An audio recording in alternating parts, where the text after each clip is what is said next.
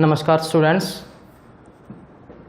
आज के सेशन में हम पढ़ेंगे PHP वेरिएबल स्कोप कि जब आप PHP प्रोग्रामिंग लैंग्वेज में एक वेरिएबल को डिक्लेयर करते हो तो उसको या उसका प्रोग्रामिंग में रेंज क्या रहता है, कहाँ कहाँ उसका यूज़ किया जा सकता है। जैसे एक फंक्शन में लिखा तो उसकी रेंज क्या होगी, अगर आउटसाइड में लिखा तो उसकी रेंज क्या होगी, अगर किसी इनर ब्लॉक में लिखा तो उसकी रेंज क्या होगी। यानी जब भी आप वेरिएबल को डिक्लेयर करोगे तो एग्जीक्यूशन टाइम में वेरिएबल की रेंज को जो डिफाइन किया जाता है वो वेरिएबल स्कोप से किया जाता है।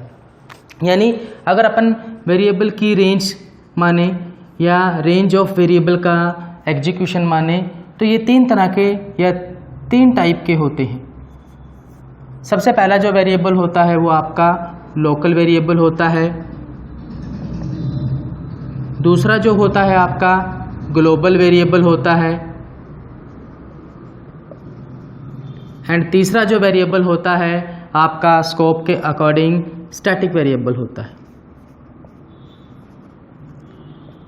यानी वेरिएबल के ये तीनों टाइप्स अपनी अपनी डेफिनेशन के लिए या अपनी अपनी प्रॉपर्टी से पूरी प्रोग्रामिंग में यूज़ किए जाते हैं। अगर ग्लोबल है वो उसकी प्रॉपर्टी अलग होगी, अगर वेरिएबल स्टैटिक है तो वेरिएबल की प्रॉपर्टी अलग होगी, अगर वेरिएबल आपका लोकल है देन उसकी प्रॉपर्टी अलग होगी। तो इसी तरह से अगर आपका कोई वेरिएबल लोकल है तो PHP प्रोग्रामिंग लैंग्वेज में लोकल वेरिएबल अगर किसी ब्लॉक में रखा जाता है या किसी ब्लॉक में डिक्लेयर किया जाता है तो वो उस ब्लॉक में एग्जीक्यूट किया जा सकता है या उस ब्लॉक के अंदर उसको आसानी से एक्सेस किया जा सकता है। लेकिन अगर उस वेरिएबल को ब्लॉक के बाहर अगर हम एक्सेस करना चाहें तो वो आउटर पर एक्सेस नहीं होगा, क्योंकि ये वेरिएबल की डेफिनेशन है। तो इसी तरह से हमने एक प्रोग्राम बनाया, सबसे पहले लिखा PHP, फिर आपने क्या किया, एक फंक्शन बनाया और फंक्शन का नाम दे दिया आपने मैक्स। अब इस फंक्शन के अंदर आपने एक वेरिएबल डिक्लेयर किया $A10। फिर आपने क्या किया, इस को आपने प्रिंट करा लिया $A में A इक्वल्स टू डॉट लगा के $A सेमीकोलन और ये बंद कर दिया। अब आपने क्या किया, फंक्शन को कॉल किया मैक्स सेमीकोलन और ये PHP का प्रोग्राम बंद हुआ।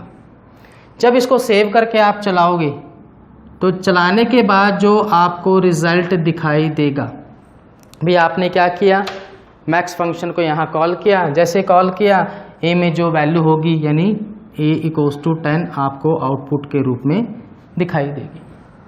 तो यहाँ पर जो $A ये वाला जो वेरिएबल है ये आपका लोकल वेरिएबल है जो इस ब्लॉक में कहीं भी एक्सेस किया जा सकता है। यानी इसका ब्लॉक है, इस ब्लॉक में कहीं भी चला लो। अगर आप इस वेरिएबल को मान लीजिए यहाँ प्रिंट कराते हो, एक को आपने लिखा $A सेमीकोलन, जैसे आप यहाँ $A लगा के इसको बाहर प्रिंट कराते हो यानी इसके स्कोप से बाहर एक्सेस करते हो तो आपके प्रोग्राम में एरर क्रिएट होगी। यानी एरर क्या देगा कि यहाँ ये वेरिएबल आपने आउटर में यूज़ किया है। यानी ये वेरिएबल जो कि एक लोकल वेरिएबल है ये इस ब्लॉक में तो एक्सेस किया जा सकता है लेकिन इस ब्लॉक से बाहर ये एक्सेस नहीं होगा, क्योंकि ये इसकी प्रॉपर्टी है। और लोकल वेरिएबल की जो प्रॉपर्टी होती है उसे केवल ब्लॉक में एक्सेस किया जा सकता है, उसे केवल फंक्शन जहाँ वो डिक्लेयर किया गया है वहाँ एक्सेस किया जा सकता है, लेकिन फंक्शन के बाहर उसको एक्सेस नहीं किया जा सकता। इसी तरह से जो नेक्स्ट आपका वेरिएबल है वो है आपका ग्लोबल वेरिएबल।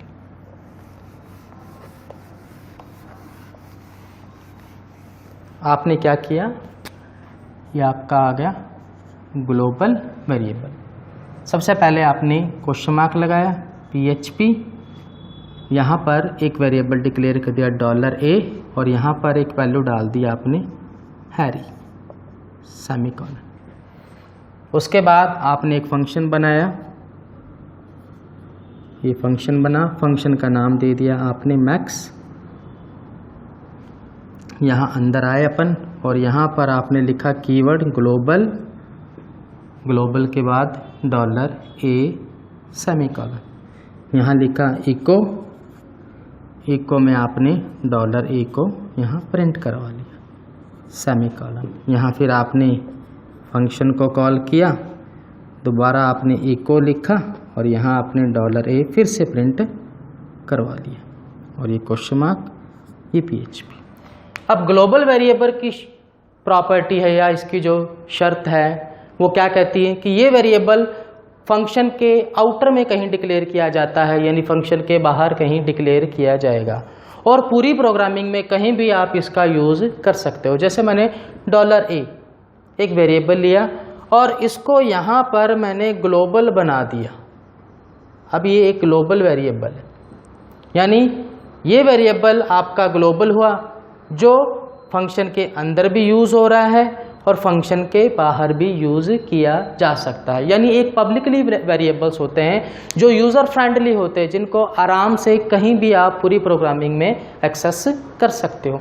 जब आप इसको सेव करके प्रोग्राम को रन करोगे, आपका जो रिज़ल्ट आएगा सबसे पहले मैक्स कॉल होगा और मैक्स डॉलर ए आपने प्रिंट किया हुआ है यहाँ, तो यहाँ आपका रिज़ल्ट आएगा हैरी। उसके बाद मैक्स के बाद दोबारा डॉलर ए लिखा है आपने, तो यहाँ भी क्या आएगा आपका नेक्स्ट आंसर हैरी। तो ग्लोबल वेरिएबल एक ऐसा वेरिएबल है या इसकी एक ऐसी प्रॉपर्टी है जो फंक्शन के बाहर आउटर में डिक्लेयर की जाती है और विद इन फंक्शन के अंदर कहीं भी इसको यूज़ किया जा सकता है। नेक्स्ट जो आपका वेरिएबल स्कोप है वो है स्टैटिक वेरिएबल। अब जैसे नाम से ही पता लग रहा है स्टैटिक वेरिएबल, यानी एक ऐसा वेरिएबल जो स्टैटिक है, स्टैटिक वेरिएबल।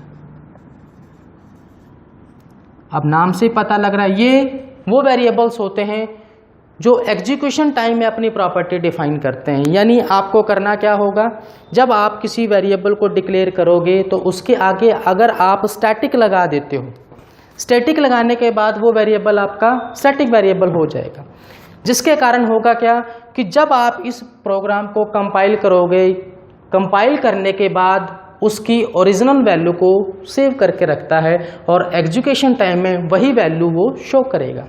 यानी स्टैटिक वेरिएबल ऐसा वेरिएबल है जो आफ्टर कंपाइलेशन के बाद अपनी वैल्यू को स्टोर करता है और एग्जीक्यूशन टाइम में जो कंपाइलेशन के बाद वैल्यू आती है वही वैल्यू रिजल्ट के रूप में शो होती है। यानी एक रन टाइम सिचुएशन का एनवायरनमेंट बनाता है ये। यानी वेरिएबल जब कंपाइल होगा या प्रोग्राम जब एग्जीक्यूट होगा तो रन टाइम सिचुएशन में जो वैल्यू आती है वो एक स्टैटिक वेरिएबल की होती है। इसको समझने के लिए हमने सबसे पहले क्या किया, PHP के बाद आपने एक वेरिएबल ले लेना है कोई भी नॉर्मल नाम से। जैसे मैंने एक वेरिएबल लिया या एक फंक्शन बना दिया, मैंने फंक्शन बनाया, फंक्शन का नाम दे दिया मैंने मैक्स।